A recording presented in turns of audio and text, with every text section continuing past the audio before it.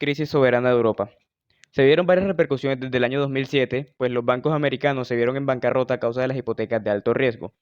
Cuando cayó el cuarto banco más grande de Estados Unidos, la crisis se extendió al resto del mundo, pues los gobiernos europeos tuvieron que respaldar a sus bancos con ayudas de emergencia que llevaron a un monto de 4,5 billones de euros, que equivale al 37% del PIB de la Unión Europea. Adicional a programas de recuperación, como lo son la generación de empleos, construcción de nueva infraestructura y búsqueda de nueva inversión extranjera directa, lo que llevó a que el euro mantuviese su valor, lo cual se sostuvo y aportó al comercio internacional de inversiones, pues sabemos que si una moneda pierde su valor adquisitivo, deja de ser llamativa en materia de comercio internacional, materia cambiaria y para inversiones. La mayor parte del dinero mencionado es prestado y los países con economías más débiles de la eurozona se vieron afectados. Debido a la crisis se dieron consecuencias como a mayor crecimiento de la deuda, menos confianza había en los deudores, por ende, menos inversión para los gobiernos, sumándole también que los intereses de los bonos eran insostenibles. Los bonos pertenecían en su mayoría a otros países de la Unión Europea y a sus bancos, lo cual fue neutral. Los más afectados fueron los países de la moneda única, en este caso solo euro.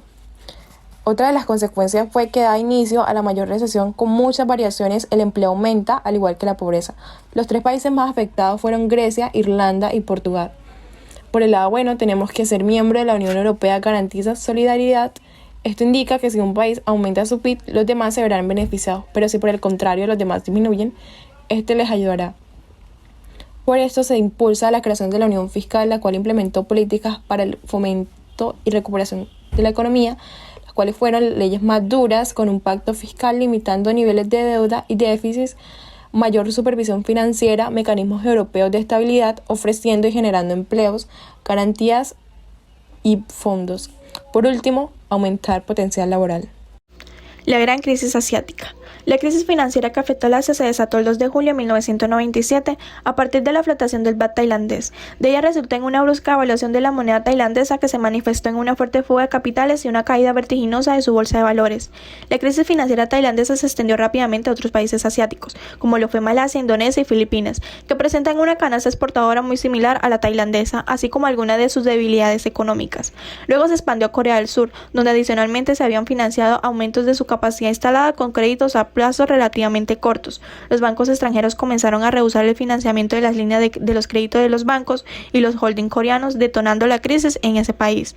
El yen japonés, el dólar de Hong Kong y el nuevo dólar taiwanés también estuvieron bajo fuertes presiones. Durante los últimos 12 meses después, con excepción del dólar de Hong Kong y del renminbi de China, las monedas asiáticas se devaluaron hasta un 50%. Una serie de factores que fueron identificados por el Fondo Monetario Internacional como causante de la crisis del este de Asia fue la acumulación de presiones de sobrecalentamiento de la economía, la mantención de un tipo de cambio fijo por varios años, el cual provocó una apreciación real de las monedas, el débil manejo del sistema financiero y del control del riesgo, que condujeron a un mercado de deterioro en la calidad de portafolio de los bancos.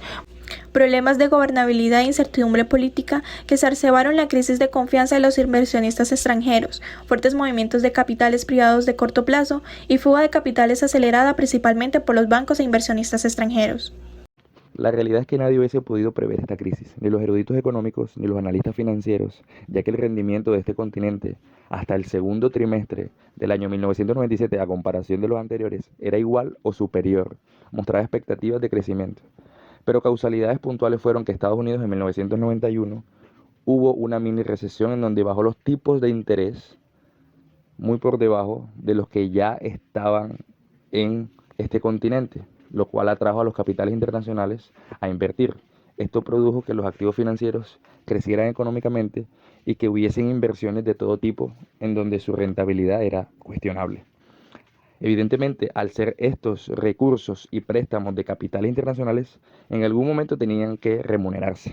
Pero ¿qué pasa? Que cuando Estados Unidos se recuperó y alzó los tipos de interés, esta moneda asiática se devaluó, por lo que dependían del dólar y el dólar proporcionalmente, cuando subió los tipos de interés, también se apreció su moneda, lo cual hizo que perdiera competitividad este continente asiático, bajaran las exportaciones y su cuenta corriente también se afectara.